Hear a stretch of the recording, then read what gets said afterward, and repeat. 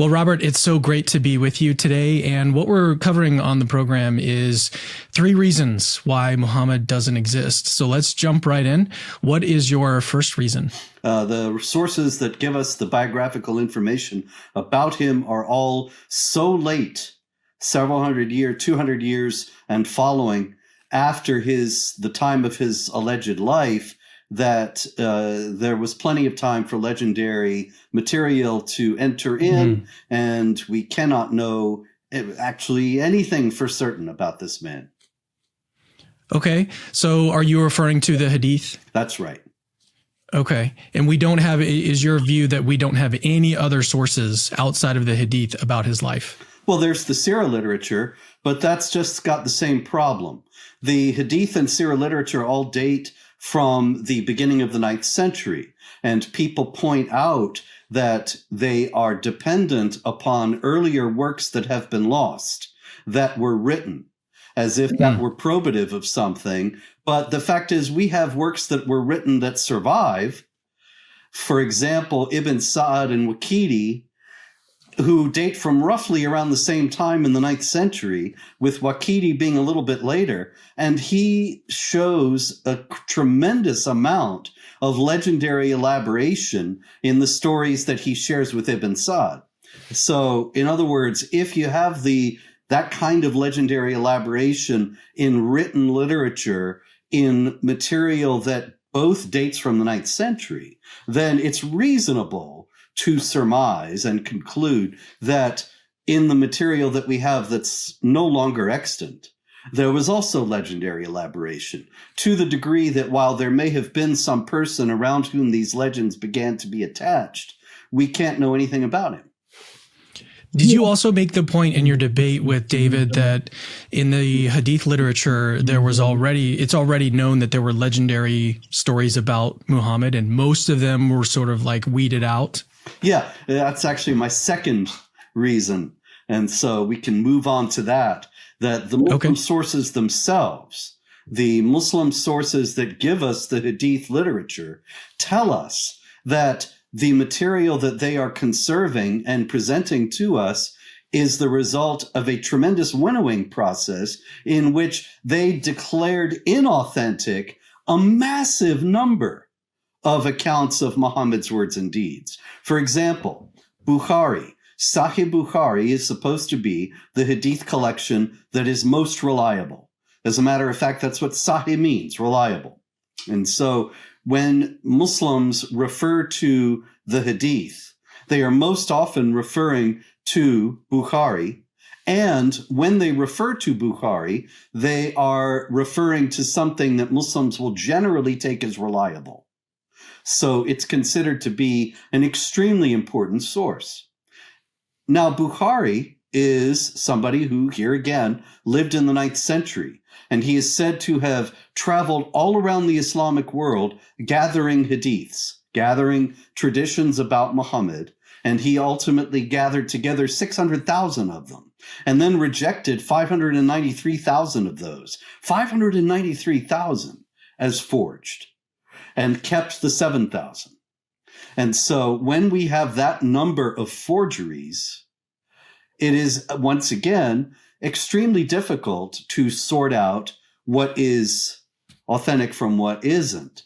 And in the course of Bukhari's investigations, when he decided that these 7,000 were authentic, he did so on the basis of criteria that nobody can really honestly accept as establishing that the stories are authentic versus the others that he rejected. And that leads to the third point. Now, I know you wanted to go on, elaborate about this for quite some time, and I'm giving you all 3 at the beginning, but there's plenty that can be said about this. We won't run out of material. And okay. No, I was actually going to ask you what that criteria was. And so maybe it just makes sense to go ahead and get into that third one and then have some back and forth. Great.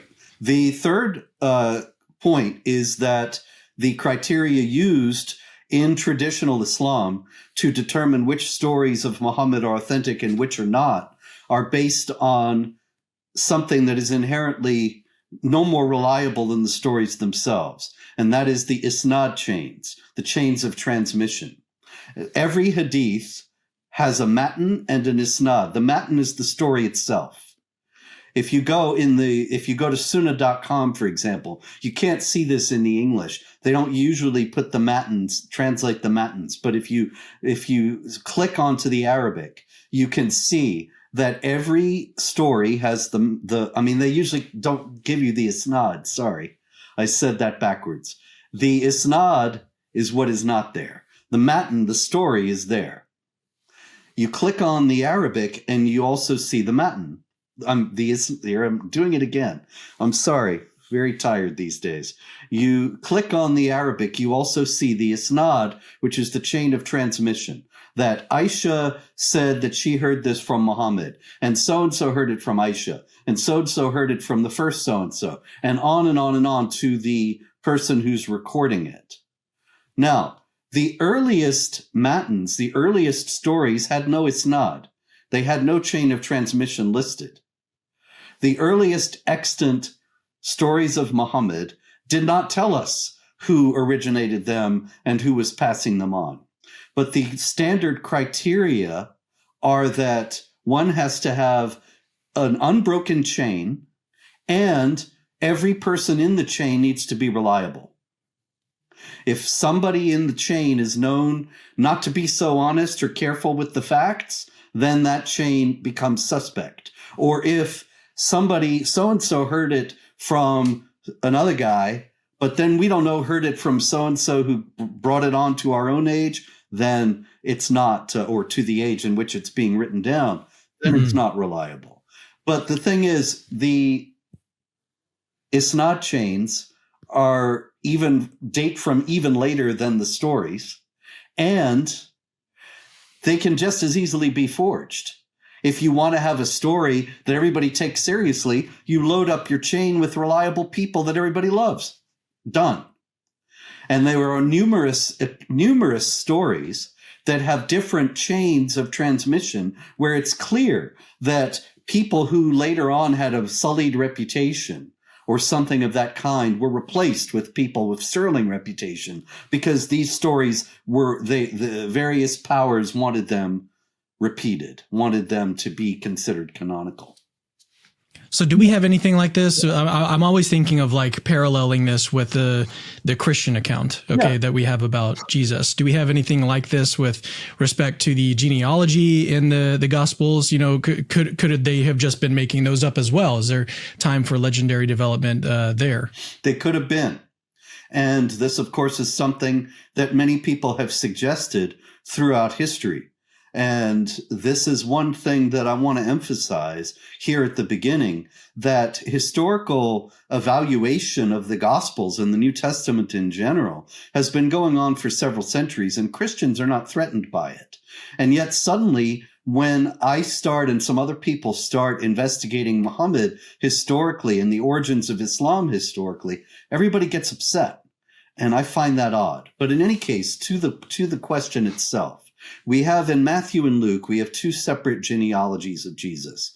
Now, there are various explanations posited for that one is Joseph's, one is Mary's. They are both made up. They are competing different versions of the same thing with divergences of detail, things like that. Now, we don't really know ultimately what the story is when it comes to those, but we do know some general principles, and that is that the Gospels were written within the lifetimes of people who knew Jesus and listened to him. And that is an extremely different situation from what you have with the Hadith literature, where it all starts to be written down 200 years after Muhammad. You have in the first 60 years of Christianity, you have the establishment of churches all around the Mediterranean area. You have the epistles of St. Paul and of St. Peter and James and John and so on. You have the post-canonical writings of St. Clement toward the end of the first century and others. At the beginning of the second, you have St. Ignatius of Antioch, who is said to have been the little child that Jesus puts in the midst of the people when he's talking at one point. And uh, whether he was or not, clearly he was old enough in the year 107 when he wrote his letters that he could have been somebody who knew the apostles, one or more. And you have various others. You have in all those writings many references to the Lord, references to what he said and to what he did. You have non-Christians talking about what he said and what he did. So you take the same 60-year period in the 7th century for Muhammad, and you have an extremely different situation. You have the Quran, but you have not all of it, and you have, some indication from scholars such as Christoph Luxemburg and others that there may have been an urtext, a text that the Quran is based upon, that was extant before the Quran. So you have the question of that. You have the fact that in the Quran itself anyway, there's only 4 mentions of Muhammad by name, and none of those contain any biographical information. You have a few mentions of Muhammad by non-Muslims, but you have none of them actually corresponding to the standard story of Muhammad as we have it today and as it is formulated in the Hadiths and the Sirah literature in the 9th century. So this is very strange. People say, well, there's a lot of slippage in history. And I've heard people say this recently amid the late controversies about these issues. And you can't expect everybody to get everything right. And that's certainly true. But you might expect somebody to get something right. And yet none of them do. And you also have a tremendous absence of attestation from 7th century people who encountered the Arabs, that there's scant mention of Muhammad and no mention of the Quran or Islam. Why not? Why the big secret? When later on it becomes the most important thing that they've got to say to anybody in any context at any point. So all this makes us think maybe these things didn't exist yet, and this is why nobody mentions them. Isn't it also true, I've heard Jay Smith talk about this, that the of the mentions in the Quran, because in the original version, the Uthmanic text, it lacks the dots and the slashes. That's right. Yeah. Is that correct? And so when it mentions Muhammad, it could be referring to someone else. Is that true? Well, it's not. Those two things don't necessarily go together. The thing is this, that in the first place, the Arabic language has 22 letters, the alphabet, and 16 of those letters are identical. They have another letter that looks just like them. There are only 6 that are unique in their shape. And the way that you distinguish those 16, the ones that look just like one other, or one or more others, is by the diacritical marks, the dots that go above or below the letter. So you have, for example, this shape. It's not very easy to do. I didn't bring flashcards, but in any case, you have this, kind of looks like an L backwards. And you put a dot over it, you put a dot under it, you put 2 dots, and it's different letters. So the earliest Qurans do not have any of those diacritical marks. And so people can not be entirely sure that the text is actually saying what they think that it says. I'll give you actually a famous example that is is repeated as a joke, but it actually contains a very important point. In chapter 2, verse 2, right at the beginning of the Quran, chapter 2, verse 2. This book, there is no doubt in it.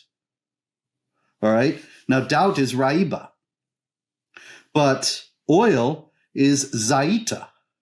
And the letters R and Z are the same, except for the diacritical marks. And the letters B and T are the same, except for the diacritical marks. And so there's a famous story about a kid reading the Quran out early on in the life of Islam, and he says, this book, there's no oil in it.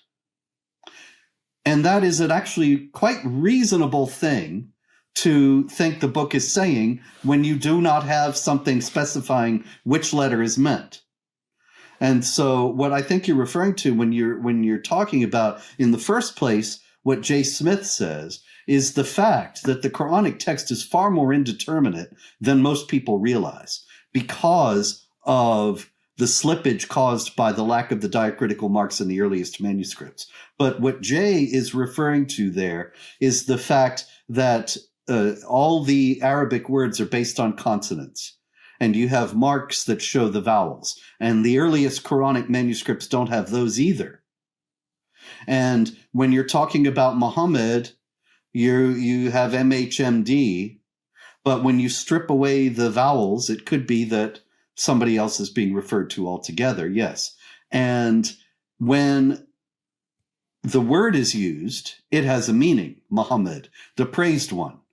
And so some people have posited that these 4 mentions of Muhammad in the Quran that contain no biographical information are actually the usages of a title, the praised one, that could refer to any number of other people. Yeah, so that was one of my deepest questions was about the Quran itself mentioning Muhammad, and then the deeper question about the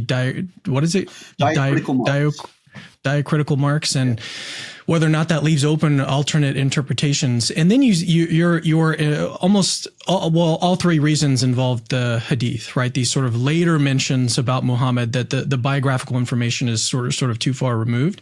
What about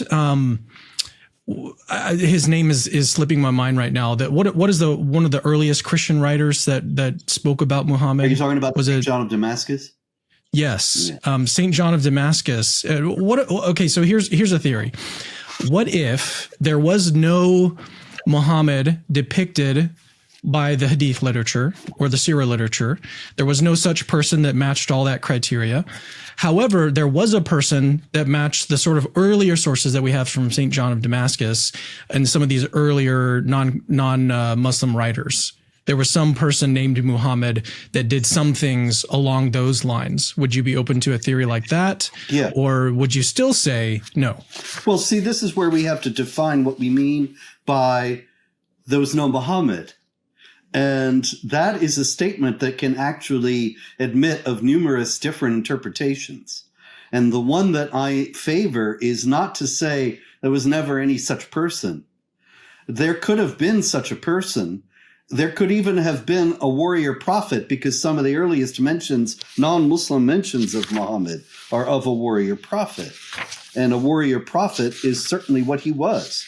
At the same time, the Muhammad of Islam, who says and does so very many things in the Hadith, and about whom we know so much because of the Hadith, that man did not exist, 100%. There is no record of such a person in the 7th century. Now, you may say you're just splitting hairs, because if you have a warrior prophet, it could have been this guy. Well, yeah, it could have been.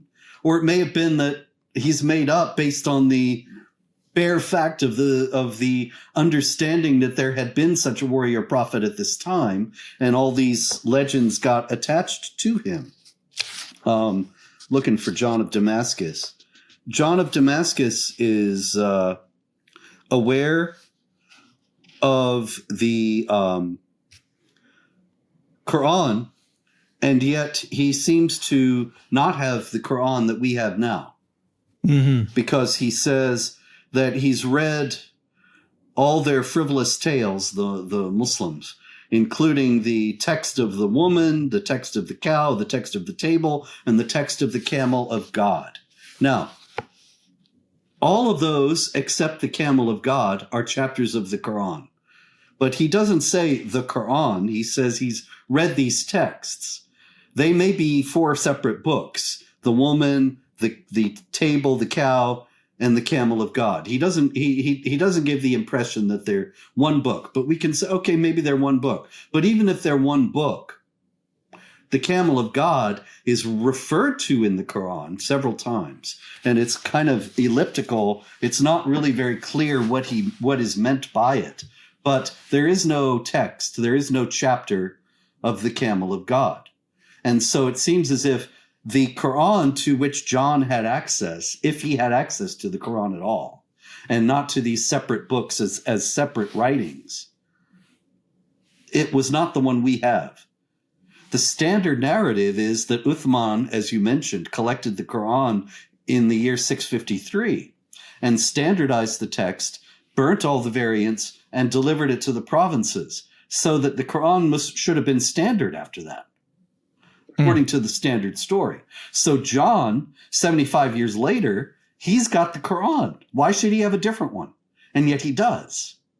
And so the Quran seems, the standard story of the formation of the Quran seems also to not be historical and to have been retrojected back into history to the time of Uthman. But there isn't any evidence at the actual time of Uthman or up to the time of John of Damascus that such a book actually existed in its present form. So another sort of objection that I was thinking about was, within the different Christian denominations, there's a lot of different views about Jesus, right? There's, and some of these differences are rather large. Like, suppose that you want to count Unitarians as Christians. Okay. In that case, you've got, like, every Christian, no matter what sect or no matter what denomination, is going to agree that there was a historical figure named Jesus. Right. But they differ. There's lots of wide disagreement about what sort of characteristics or properties that this person had. So maybe could that be going on with Muhammad? So, for example, most Muslims today think that the Hadith literature is reliable and we can know a lot of information about Muhammad, but maybe they're just wrong. Maybe those properties don't actually sort of map on to Muhammad, just like the Unitarians are wrong, right? Those properties that they ascribe to Jesus don't actually map on to Jesus. Nevertheless, there was a historical person named Jesus. And so maybe even if the Hadith literature is unreliable, maybe there still was a historical person named Muhammad, because otherwise, what is the hypothesis here? What sort of hypothesis are we putting forward? Is your view that there were, there was a growing movement, and it's hard for me to even make sense of how the whole religion even got off the ground if there was no individual person that, supposedly received this revelation from Allah or whatever. So what is your, maybe that's a better way of asking my question. What is your competing hypothesis with the hypothesis that there was this sort of historical person, even if the Hadith literature is unreliable and those stories are not true? Nevertheless, there was some person named Muhammad that sort of got all this off the ground. What is your competing hypothesis? Was it just like some random group of people that got together and just made up this book completely out of whole cloth, or what exactly are you putting forward here? All right, hold on. Now, you've said an awful lot. I did. And so I apologize. And then I kind of shifted my point toward the end. Yeah, if I could go back to the first part, there's quite a lot to say about that to start with, and then we can get to the alternative theory. The Unitarians, in the first place, this is not just an issue of differing interpretations. The different sects or denominations of Christianity, for the most part, unless you want to get into ones that are only marginally or arguably Christian at all, like the Jehovah's Witnesses or Mormons, they don't have a different scripture. They don't have a different New Testament. They just see it all differently. And so that really is no analogy to what we're talking about here, because the question is not that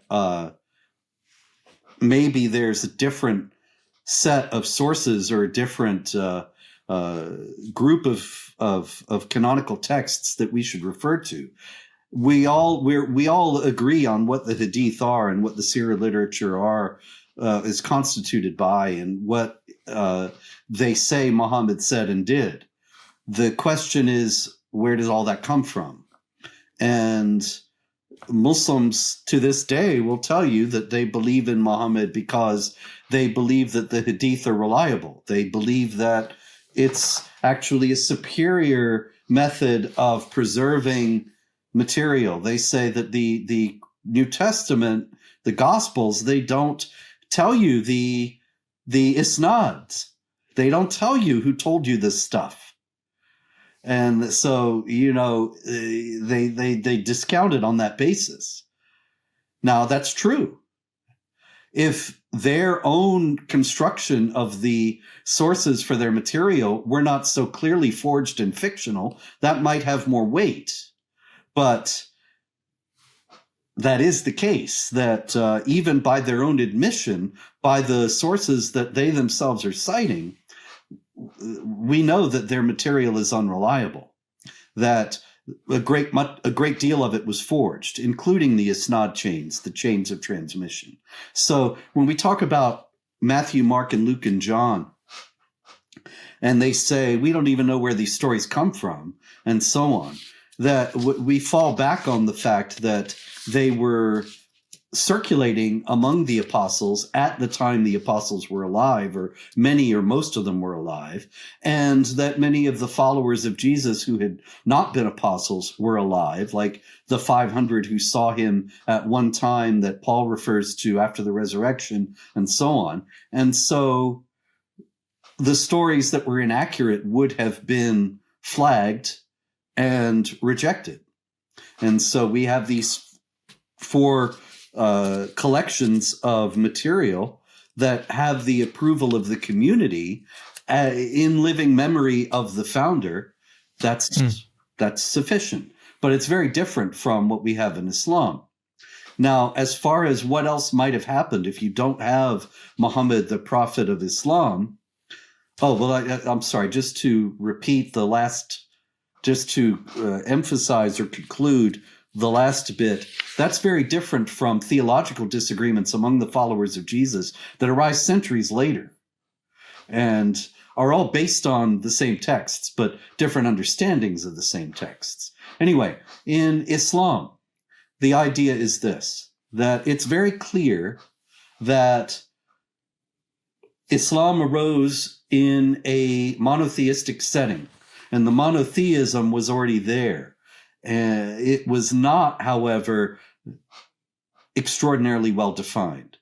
For example, Sophronius of Jerusalem, the bishop of Jerusalem at the time of the Arab conquest in the 630s, writes extensively about the conquerors and about the theological questions raised by the fact that God would allow his people to be overwhelmed and defeated and in many cases enslaved or killed by these people by these invaders.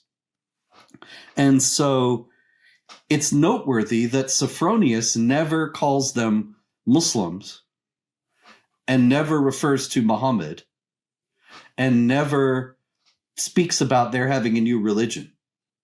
But he does say that they destroyed churches and that they did so because they considered them idolatrous, and that they were calling people back to the strict monotheism that they were preaching.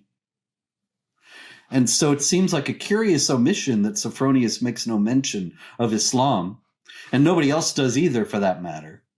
And it seems most reasonable to conclude on that basis that there was no Islam at that time, but there was a creedally vague monotheism. And that creedally vague monotheism seems to have been related to an understanding of Christianity that may have come from Christian heretics, because we're talking about Arabia and we're talking about southern Iraq and those areas that were right outside the boundaries of the Roman Empire, the Christian Empire. In those days, if you were a heretic, you would be subjected to various forms of discrimination, and sometimes even worse. And so many of the heretics in the empire, the Christians whose faith was not orthodox, they left and went east to Iraq and Arabia. And there they taught their heresies without having to worry about the Roman authorities. And so they would teach Jesus is not divine. And then it's in the Quran, Jesus is not divine. And Jesus did not rise from the dead, and so on and so on. And so it seems as if that, along with this creedally vague monotheism that was already there among the Arabs, was then, in the context of a dispute toward the end of the century between Abdul Malik and Abdullah ibn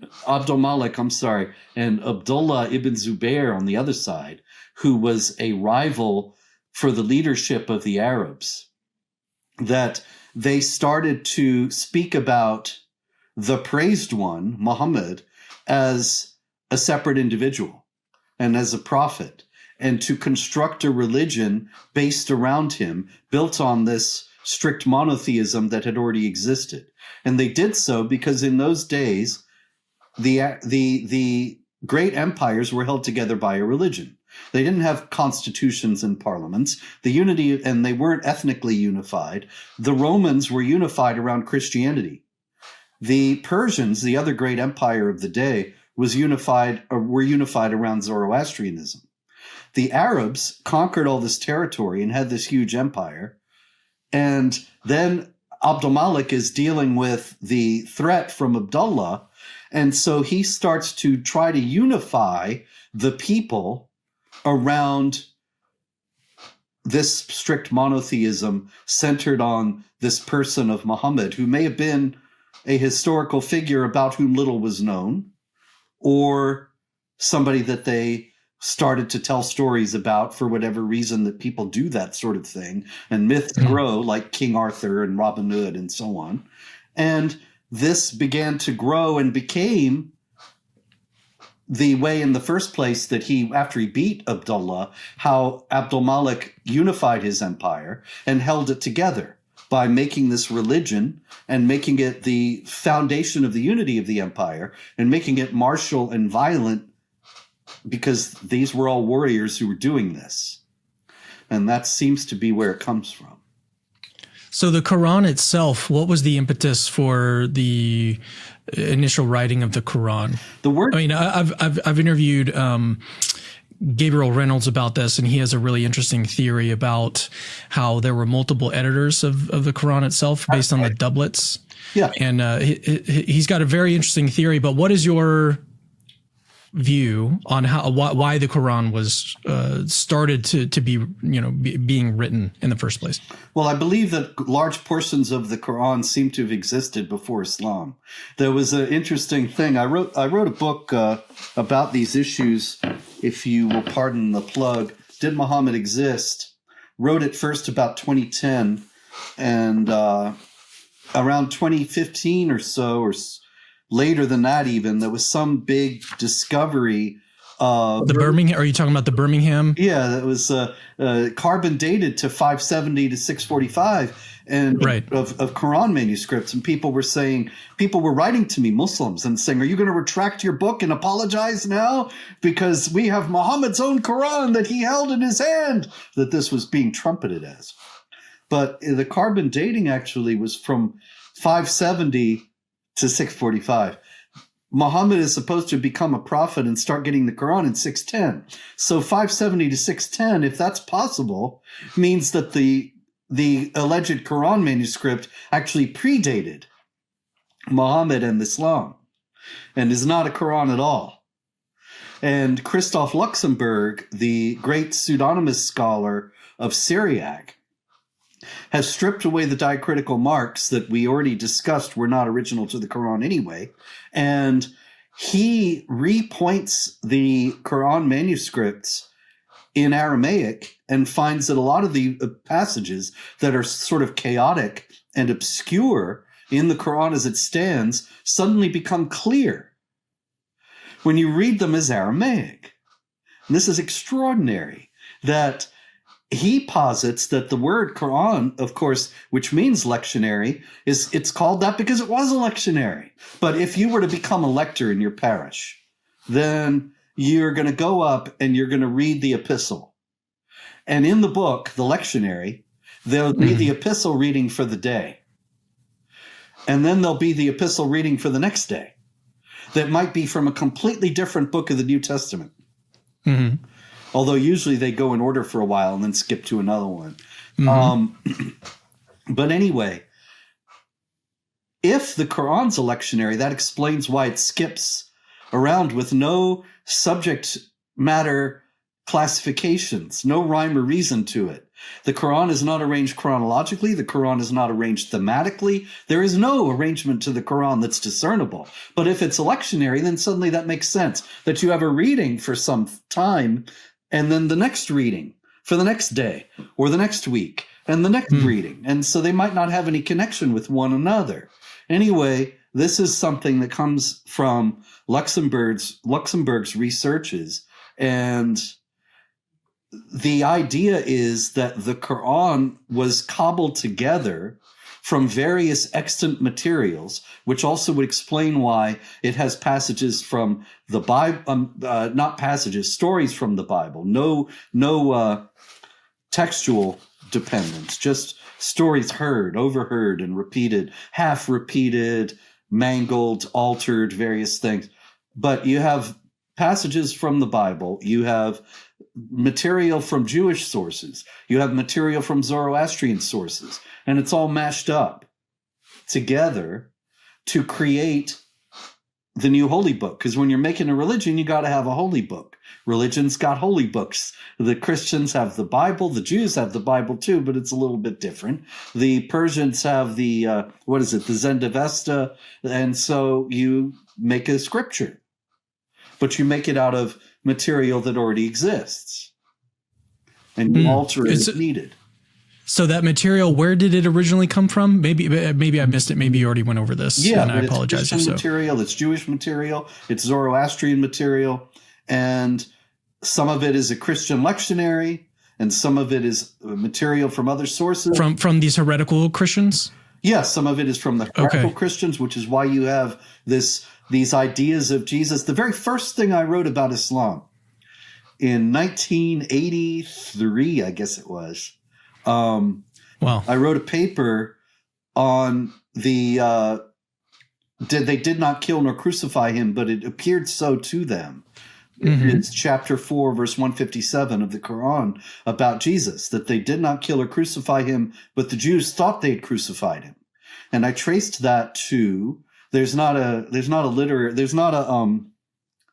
mention of this. It was just speculation, but it is noteworthy that several Gnostic Gospels and Gnostic documents. You know Gnostic Christianity? It was a Christian community, and they believed that matter is evil and that Jesus is the Savior who comes and he's not really real. You can pass your hand right through him. This is why John, in the Epistle of John, says, that which was from the beginning, which we have heard, which we have seen with our eyes, which we have touched with our hands. He has to emphasize that because the Gnostics were saying he was just a ghost. You could pass your hand right through him. You wouldn't touch him because he did not have physical being, because matter is evil. All right? So the Gnostics were teaching this stuff, and the second treatise of the Great Seth is a Gnostic document that has Jesus laughing while Judas is being crucified. Not Judas Iscariot, but Judas Thomas the twin. Thomas called the twin, one of the 12, the doubter. And he's being crucified in this gospel while Jesus is up above, the pure spirit with no body. And he's laughing at them because they're so stupid, and they took his twin for himself. So anyway, this is Gnostic Christianity, and this seems to be what was picked up in early Islam, that he just seemed to be in a body and was not actually crucified. This is something they took over from the Gnostics. And so you have this kind of thing being taken from various sources and all put together, jumbled up, with no apparent attempt to organize it in any way, but just bits taken from here and there. I mean, if you believe that Muhammad actually originated the Quran, then you've got to believe he was an extraordinarily strange person, which of course is perfectly reasonable because Islam is extraordinarily strange. But you read the Quran straight and you read it attentively, you find that it skips from one subject to another with no rhyme or reason, with no explanation, with no possible connection between the two sections within chapters. It's not like chapter 3 is all about X and chapter 4 is all about Y. It's that this part of chapter 3 is all about X, and then the next part is all about Y, and the next part is all about Q, and it just flies from one thing to another with no connection whatsoever, which would make sense if you've got a group of people or various groups of people sticking in parts that they wanted. Does that make sense also? I mean, this is one thing that's really appealing to me with respect to the Islamic dilemma. Is that why you think something like the Islamic dilemma is even a thing? Is because precisely because one group of people thinks that their book confirms the Torah and the gospel, so they stick that in, and they don't have any idea because they haven't had acquaintance with the actual Torah and gospel, because written books are not so easy to come by when you have to copy each one out by hand. And so that's one thing. And then you have another group that may have encountered or knows Christians or something and knows that these things don't correspond.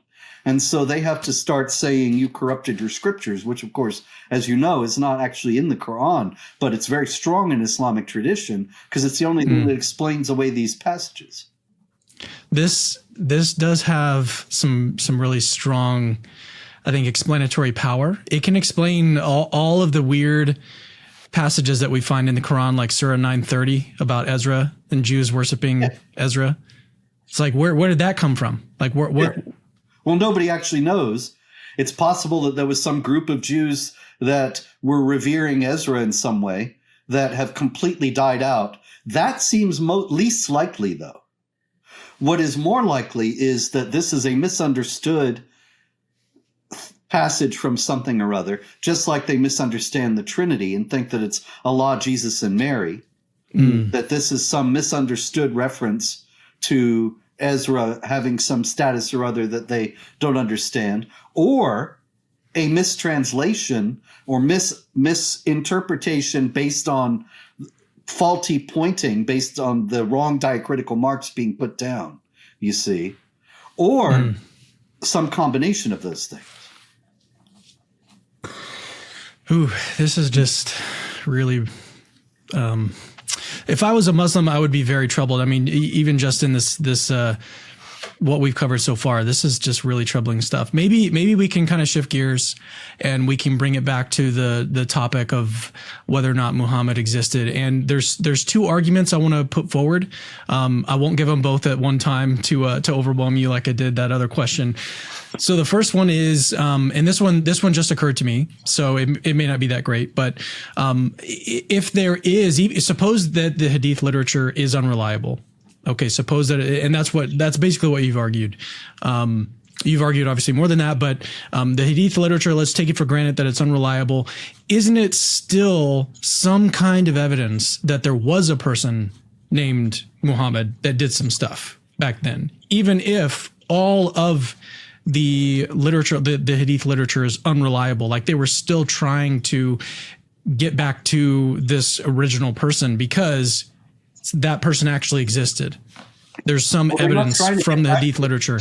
They're not trying to get back, obviously, or they are trying, yeah, because they are trying by means of the isnad chains to get back to the original stories. Yes, that is true. At the same time, with the legendary elaboration, they're moving even farther away from the possibility of doing that. But yeah, like I said before, there may have been some guy, but the question is whether he's like King Arthur or, well, actually, I think Santa Claus. Santa Claus. That's a good one. That King Arthur seems to have actually existed. But the Round Table, the knights, Guinevere and Lancelot and all that stuff, there's no basis to believe any of that actually happened. Maybe some of it did. But it's much more likely that whatever King Arthur was in real life, he became, for whatever reason, because he's foundational to the English story or whatever, he became the hanger on which all these stories get hung, and they get passed down to us in that form, but that doesn't mean they have any historical value. Or Muhammad could be like Santa Claus. Well, actually, there was a St. Nicholas. And so there was a St. Nicholas, I was going to say. He was known for his generosity, and that's why these stories get attached to him. So there you go. Maybe maybe there really was, but I mean, of course, there are plenty of fictional characters that we can name. The other objection, the other sort of pushback I can offer, which it's along the lines of what you encountered in your debate with David, where there's all of these embarrassing stories about Muhammad in the Hadith, but then also in the Quran itself. Like there seems to be the adopted son story. There's just a lot of weird, embarrassing stuff. I thought, okay, so my card's on the table. I don't really buy that argument. I think that you had a really good response to David in your debate. So I'm not on David's side with this one, but maybe we can kind of flesh it out a little bit more here. Why don't you think those embarrassing stories tell us that there was a real historical person that was named Muhammad that actually did these things? Because the criteria of embarrassment, with respect to the Gospels, if you guys have never heard of this sort of historical criteria, the women are the first ones to have stumbled upon the empty tomb. But in those times, a woman's testimony was not as trusted as a man's. And so that's sort of a quote unquote embarrassing detail that actually lends historical credibility to those accounts being accurate, that it was actually women that saw it first. So then switching back to Muhammad, there was all these embarrassing stories about Muhammad in the Quran, and I'm sure that you can spell some of those out for us. But yeah, why don't those also lend credibility to the existence of such a person? Yeah. Sorry. I just got to get you back here. I jostled my screen and you vanished. There you are. The criterion of embarrassment is one that is sort of culturally tone deaf, with all respect, because it assumes that what embarrasses us would embarrass the people in the 9th century. And that's not necessarily the case. So, for example, David, of course, is a brilliant man, and the guy is brilliant. I mean, he's also just like fun to listen to. And I loved the fact that in y'all's debate, you were like laughing at the way that he was presenting and stuff, because you just appreciated his genius. Yeah. I wish I could be a tenth as funny as David is. And he had the whole crowd laughing and me laughing when he's talking about the stories of Aisha scraping the semen off Muhammad's clothes. And you got to think, why on earth would anybody want to fabricate? And of course, we should remember that I'm not saying these stories were necessarily fabricated, that they may have been amalgamated from a number of earlier sources, such that there really was somebody, whoever he may have been, who these stories were passed on about, and his child bride scraped semen off his clothes. But why would anybody pass that on? And so David's argument is it had to have happened. And they passed it on because they felt duty-bound to do so, because otherwise they would not be preserving an authentic story about their prophet. The ain't necessarily so aspect of that is that there's nothing necessarily embarrassing about it. If you are a 7th century person, a male who values being a male and thinks that, and doesn't have 21st century mores or even, and much less Christian morality. And so you think this guy is constantly being covered with semen. He's a real man. He's just positively flowing in it. It's always gushing out of him because he's so manly. Wow, I want to be like that. Why not? What can you say? Can you say, well, no, that wouldn't have happened. That couldn't have happened. No, you can't. And I can't say that it did either, except that we know that Christian morality didn't prevail in those areas at that time, that this is indeed a religion that is deeply centered upon sex and has a very different idea of morality from Christian morality, such that even paradise is just having sex all the time. And when you consider that then is the highest good that they're offering to human beings, then it becomes a very different kind of story. And so what I'm saying in general, and what people who hold to this view are saying in general, is that the embarrassing stories are not necessarily embarrassing to people of the time. Even down to marrying Aisha at 6 years old. Yeah, sure. As well. Especially if you want to marry a 6-year-old, then it's very convenient for you that you have a prophet who did this, who's the excellent example that you should emulate. And so if anybody possibly objects and says you shouldn't marry a 6-year-old, then you say, well, Muhammad did it. How could it be wrong? He's the excellent example. And so that's precisely the kind of story that you would want to have in there if you were so inclined. Mm-hmm. Yeah, see, I think that pushback does make a lot of sense. You got to jump into the mind of a 6th century, 7th century, 8th century, maybe 9th century Arab, right? Yeah. And you've got to get into their mindset as opposed to looking at it through our lens, through our cultural lens, and looking back at it and be like, that's embarrassing stuff, which, it is to us, but back then, maybe not. And you mentioned the daughter-in-law, and that is a story that's kind of unique in Islamic literature. For those who don't know, I'll just tell the story very briefly. Muhammad had an adopted son, Zayd, and he had a wife, Zainab, who was very beautiful. Muhammad one day goes to see Zayd, and he ain't home. And Zainab, because she is used to thinking that this is like her father, it's her father-in-law, and they're all one big happy family, she answers the door in a state of semi-undress. Muhammad is overcome with her beauty, goes away saying, glory to God for creating all this great beauty, and so on. He's very flustered, he's very upset. And Zayd, who doesn't get along so well with Zainab, he goes and says, how about I divorce her and you marry her? And Muhammad says, no, keep your wife and fear Allah. And later then Muhammad gets a revelation where Allah says, why do you want to not take what I want to give you? And when you said keep your wife and fear Allah, you were going against what I wanted to give you. And so he wakes up from his trance and he tells people, who will go tell Zainab that Allah has married her to me? And people were upset and said, how could he have married his daughter-in-law?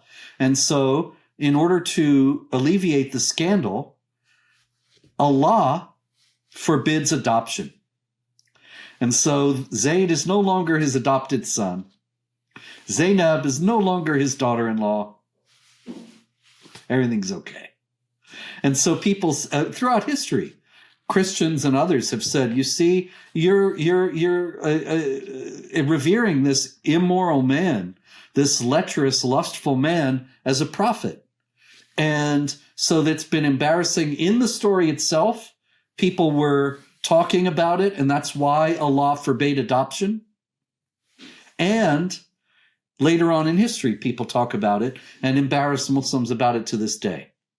However, even this story could very easily have been invented for other purposes or appropriated for other purposes.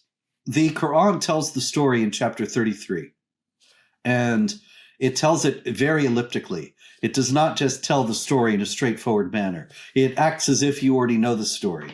It forbids adoption a couple times, and then it says, and when you, I'll actually read it. I have it open here. It says, and when you said to him on whom Allah has conferred favor, and you have conferred favor, keep your wife to yourself and fear Allah. And you hid in your mind what Allah was going to bring to light, and you feared mankind, whereas Allah has a better right that you should fear him. So when Zayd had performed that necessary formality from her, we gave her to you in marriage, so that there may be no sin for believers in regard to the wives of their adopted sons. So this is all about forbidding adoption, supposedly. But then it goes on, and in verse 40 it says, Muhammad is not the father of any of your men, but he is the messenger of Allah and the seal of the prophets. Now, that doesn't go with the story at all. The story has nothing to do with Muhammad being the messenger of Allah or the seal of the prophets. So, was it just stuck there randomly, that verse? As I said before, all sorts of things are stuck everywhere in the Quran randomly? Maybe. Or it could be actually part of the story and the whole point of the story. And the point of the story would then be that Muhammad is not the father of any of your men, whether natural or adopted, because he had no natural sons that survived to adulthood. And that as he is not the father of any of your men, he's the seal of the prophets. Because in the Quran, all the prophets are related. And the prophetic spirit is thus passed on genetically. So if Muhammad had a son, he would have been a prophet. If you want to say Muhammad is the last prophet, he can't have any sons. So this whole story is all about how he doesn't have any sons. Therefore, he's the last prophet. It's designed to prevent other prophets from arising in the Islamic community and splitting it. But then why have him marry his adopted son's wife? So that you know that there's not even adoption, that he can't even have an adopted son. There is no son of any kind for Muhammad. So he's the last prophet, therefore. Couldn't he though have gotten rid of adoption and then not married her? Yeah, sure. But the whole point is that he got rid of adoption to marry her. He has to have some reason to get rid of adoption. Otherwise, it's just out of the blue. Oh, okay, I see. Otherwise, he's just getting rid of adoption for the sake of it. I guess he still could have done that. Well, sure. We could speculate on all kinds of things he could have done. But my point is only that there is the possibility that this whole story was created in order to emphasize that Muhammad is the seal of the prophets, which is something that all of Islamic tradition is deeply concerned about, because then they know, see, anybody who declares himself a prophet could then become a new power center, and there could be a revolution, there could be a splitting of the kingdom, there could be of the caliphate, that is, there could be a civil war.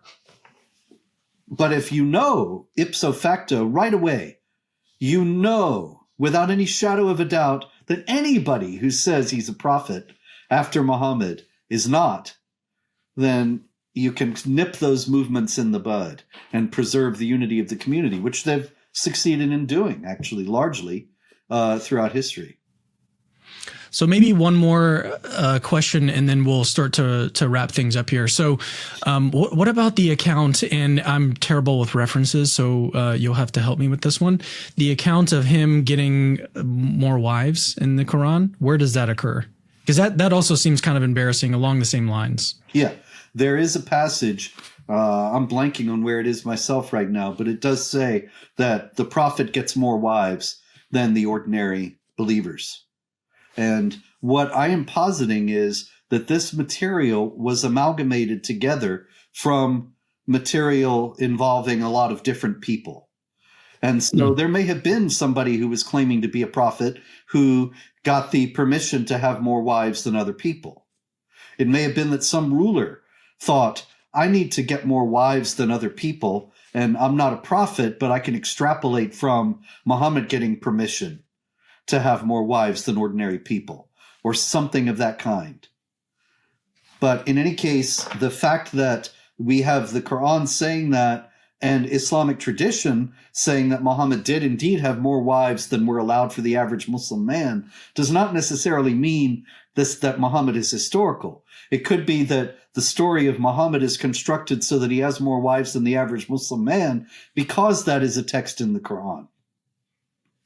And so, I mean, there are plenty of stories in the Quran where there are two different explanations in the Hadith, which militates against the idea that either one of them is the real explanation. What I mean is, there is Asbab an-Nuzul literature all through the Hadith. The Asbab an-Nuzul is the circumstances of revelation.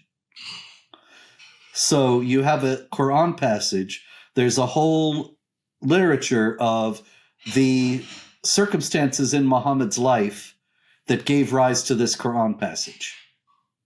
And that's the Asbab an-Nuzul. So in many cases, you have more than one. And both are likely to not be true, but they can't both be true. One might be true and the other not, or they're both not true, but they're not likely to be both true. And I can give you an example in a minute. But that's what I'm saying about this, that it's possible that a great deal of the life of Muhammad as it now stands was created or altered in order to fit what ended up in the Quran. So you have the Quran saying he's got more wives, you got to get a story where he's got more wives, or several stories, so that it fits. What I'm referring to about there being different stories, take, for example, chapter 66. And I'll get it here real quick. Chapter 66 at the beginning says this: "O Prophet, why do you prohibit what Allah has made lawful to you?" See, there again, just like in 33, he's always saying, oh, I don't want to have what Allah wants me to have.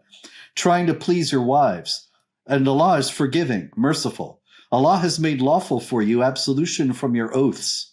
And Allah is your protector. He is the knower, the wise one. When the Prophet confided a fact to one of his wives, and when she afterward revealed it, and Allah told him about this, he made part of it known and passed over a part. And when he told it to her, she said, "Who has told you?" He said, "The knower, the aware, has told me."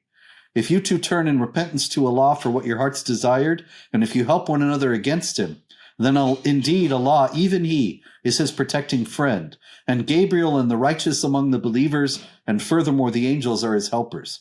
It may happen that his Lord, if he divorces you, will give him in your place wives who are better than you, Muslim, believing, pious, penitent, devout, inclined to fasting, widows and maidens.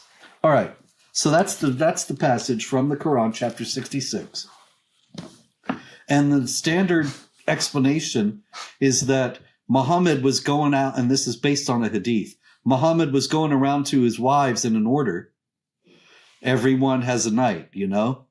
Like, oh, it's Tuesday, that's Aisha.